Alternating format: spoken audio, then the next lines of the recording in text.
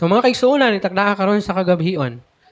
Ang Ginoo naga-usab og nagabag-o niadtong mga kasing-kasing o sa mga kasing-kasing niadtong mga mahinulsolon.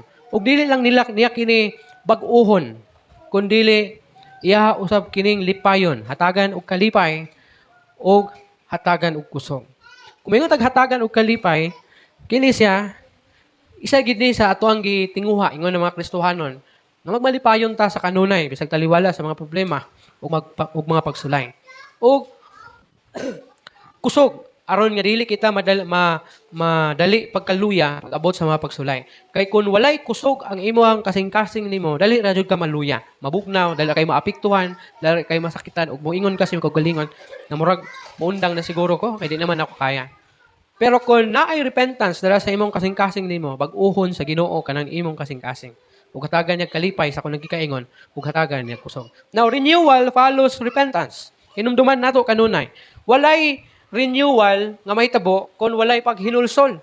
No? Kung gusto ta nga mabag-o ang atong kasing-kasing, adunay renewal sa sulod sa atuang dughan nato, sa atong kasing-kasing, kinahanglan og repentance. Kinahanglan nato maghinulsol sa ato ang mga sala. Revive hearts produce fruitful lives. So nganong kinahanglan nato nga maghinulsol sa sala? Para adunay renewal o ma-revive ang atong kasing-kasing og makabunga og daghan na mga bunga. So kinahanglan na ma-revive ang atong hearts, na kay kun walay revival sa kasing-kasing maglisod siya og pamunga. Kinahanglan gyud og revival kay ang kaluya usually bation gyud nato sa atong kasing-kasing. Ang kabugnaw sa pag-alagad sa Ginoo, ang kabugnaw sa pagpangita sa Ginoo, ang kalayo o ang pagkapalong sa kalayo ug ang pagkalayo nimo diha sa Ginoo nanukad sa imong kasing-kasing nimo. That's why kinahanglan og revival. Kung moingon tag revival gikan sa kamatyonon, kinahanglan siya nga madasig og mabuhi pag-usap aron siya makapamunga og daghan. Murag kahoy ba? No, kinahanglan i-pruning sa rason nga aron kini makapamunga og daghan. Ang ato ang mensahe karon nakagabion, pagayos ko kita ni ginatawag spiritual renewal and revival. Now, first, what renewal looks like? Unsa ba ang dagway sa na-renew, na bag-o? No? Clean heart and right spirit. Unsa ang hulagway sa nabag-o? Mahimong limpyo, putli ang iyang kasing-kasing o aduna say right spirit. Dili bitaw masinupakon, no? Kundili mahinulsulon og matinumanon na kasing-kasing. Kay limpyo man siya, kay putli man siya nga kasing-kasing. Another thing, kung ang imong kasing-kasing nimo kay putli og ang imong espiritu kay mahinulsulon og kanang obedient sa Ginoo, aduna kay desire to serve God. Ang reason nga nung wala tay tinguha nga mag-alagad si ikaw ba? Kuya naman unta ka, nung sanay ka. Gahay jud kay kag ulo. Sige, advertise na kadali kay madlungod. Na? Ang atuang kasing-kasing nga hinlo, putli, limpyo, aduna ni desire nga mag-alagad sa Ginoo. Sa ako nang gikaingon, kasagaran akong illustration, kanang mga hugason. Kung ang imuhang plato nimo kay human na nimo gikanan o kana siya hugaw o gibutang nimo sa lababo, dili na gyud na nimo gamiton hantod nga dili nimo na siya hugasan. So kinahanglan nimo siyang hugasan kay para mahimong limpyo na usap. O kung limpyo na siya, pwede na nimo siyang gamiton pag-usap. The same pud na sa atong kasing-kasing nato. Dili gyud malikayan ang atong kasing-kasing moabot gyud ang kaluya ni ini. Labi na kung atong kinabuhi kay wala na mao diha sa Ginoo, maabot yun ang kaluya ni ini tungod kay ang atong kasing-kasing puno naman sa mga dili maayo na mga butang na supak sa kabubuton sa Ginoo o mga butang na dili makapahimaya sa Ginoo. So kinahanglan siyang limpyuhan, kinahanglan siyang putlion pinaagi sa paghinulsol aron ikaw mahimong magamit diha sa Ginoo or magtinguha nga magpagamit diha sa Ginoo. Kay ang kasing-kasing nga dili putli diha sa atubangan sa Ginoo, maupod ni siya ang gamiton ni Satanas para di ka makaalagad sa Ginoo. Mo na pipila siguro sa tuwa moingon nga dili sa ko mo wali siguro kay di man ko angayan. Di sa ko mag-serve siguro kay di man ko angayan. Ngano man? Nganong inana man ang imong hunahuna? Tungod kay mao na ang gisulti ni Satanas sa imuha. nga oy tindog-tindog ka diha nga di man kaangayan, no? So mo na kinahanglan magputli ka sa imong kasing-kasing para wala nay magamit si Satanas na pang batok sa imo. Wala naman siya di naman makaingon si Satanas nga uy di man kaangayan. Tungod kay nahimo naman kang angayan. Unsaon pa man ni Satanas? Unsaon pa man paggamit ni Satanas og mga negatibo batok kanimo kung wala siya nakita nga negatibo batok kanimo. Pero kung naa siya nakita nga di maayo da sa imong kinabuhi, mao gid na siya ang gamiton ni Satanas para dili ka maka-alagad sa Ginoo. Manang wala jud kay desire na mag-alagad sa Ginoo. Wala kay desire na mag-serve sa Ginoo. Wala kay desire na mag-grow diha sa Ginoo. Wala kay desire na mahimo unta nga kanang galamiton sa Ginoo diha sa ministry. Now, tanawa ang usa ka daruhan. Ang usa ka daruhan mahimong magamit siya kung andam na kini sa mga andam na kini siya para sa mga tanom. Kaya naman, pag magdaro man gud ka, pag magdaro ka, dili pa man gyud diha nga tamnan nimo. Pag ang yuta kay first pa na siya, wala pa gid na sa nadaro. Kinahanglan nimo nang darohon. After sa pagdaro ana, kay nagdaro man gud ana, malukat tong mga sagbot, mga kahoy-kahoy, mga gamot, malukat siya. Pagkahuman, pag nakumpleto na nimo daro, palabyon sa nimo og adlaw nga kanang mas maayo kanang muulan. Kay pag muulan siya, mabuhaghag man tong yuta. Pag buhaghag sa yuta katong nabungkal, agian na nimo og kining kanang gitawag bitaw nila og kay bitaw nga guyoron kay para madala tong masagbot nya madugmok ang yuta. Pagka dugmok na sa yuta ug wala na tong masagbot, daruhon na po na sag usab. Kay ang purpose sa iyang pagdaro pag-usab para na to siya ready na to siya para sa imuhang itanom. For example, kung magtanom ka og mais, andam na siya.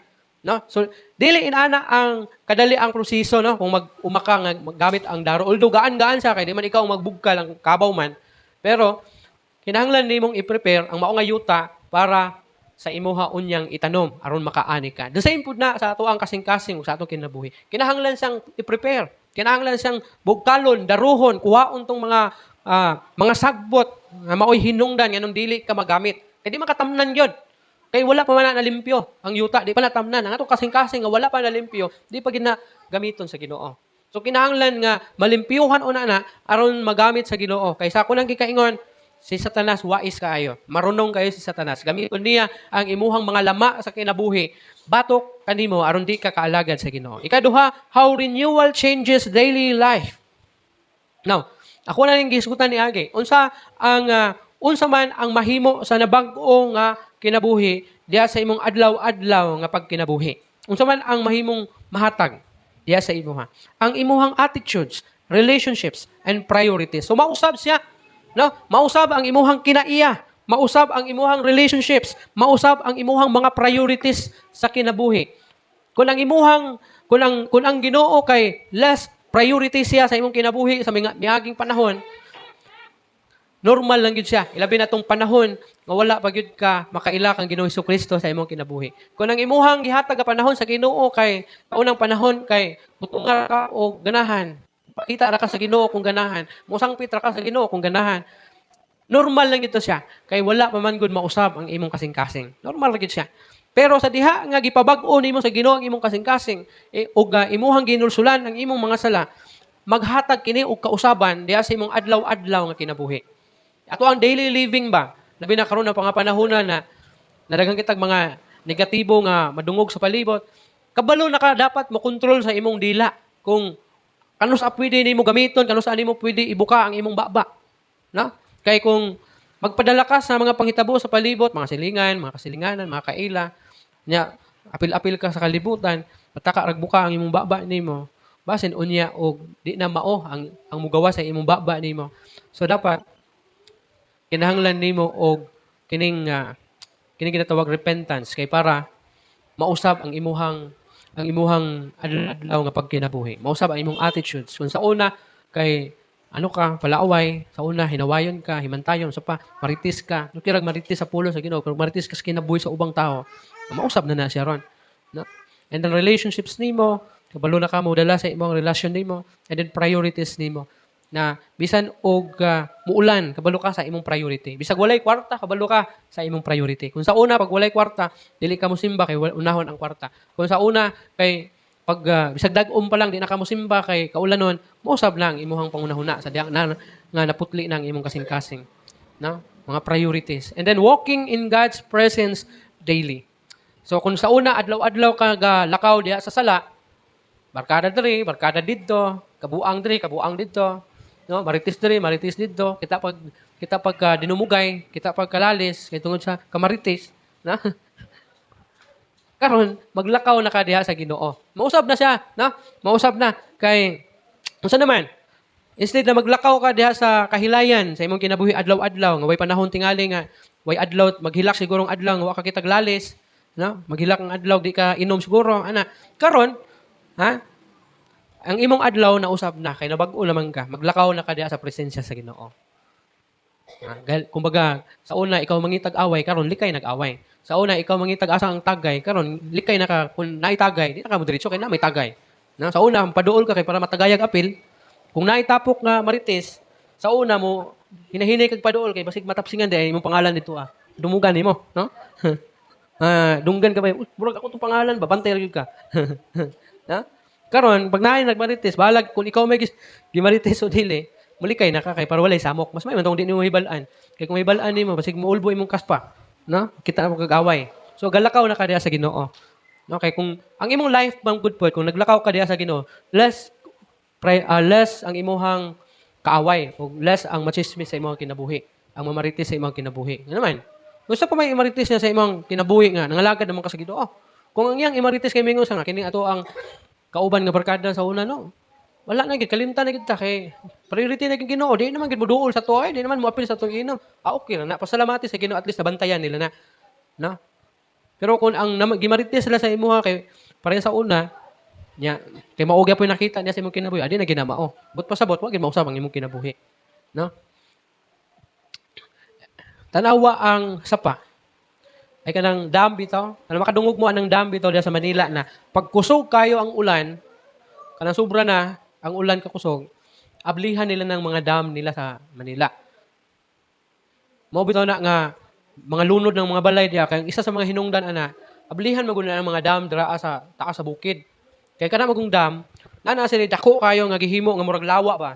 Gihimo na source sa ilahang tubig supply dito sa syudad, for example, diri sa Manila o Manila ning ubos na adri ang dam sa bukid. Karon nanay by level nga tubig kung kana siya usok kayong ulan ug mapuno sa imong critical o kung dili nila na paagasan gubaon ng ilang dam ug mas dako ang damyo sa syudad. Kaya naman buhos man tanang tubig ana dito So mo na ilan ang paagasan para dili ma-disgrasya ang ilang dam nila. Karon, mao nay mudugang dito sa tubig, mao nay hinungdan magbaha ang Manila. Magbaha sila da kay dugangan og tubig sa dam. Inana ta kung naa ang Ginoo sa atong kinabuhi. Pag mapaagasan na siya, diretso na siya. Pero kung ang imong kinabuhi walay repentance, mura kag katong napundo nga tubig. Walay agas-agas, agasan ra muulan. Pero kung paagasan pud nimo, makagawas siya, no? Katong mga napundo nga tubig makagawas siya. So kung may repentance ta, atong kinabuhi nato murag inana. Ga flowing, ga agas adlaw-adlaw ang atoang kinabuhi ingon na Kristohanon. Meaning mahimo kang panalangin sa uban. So mao na ato ang mensahe karon takla sa kagabihon. So since kay prayer meeting man so this week akong challenge sa inyo pray for renewed hearts and renewed vision for God's work.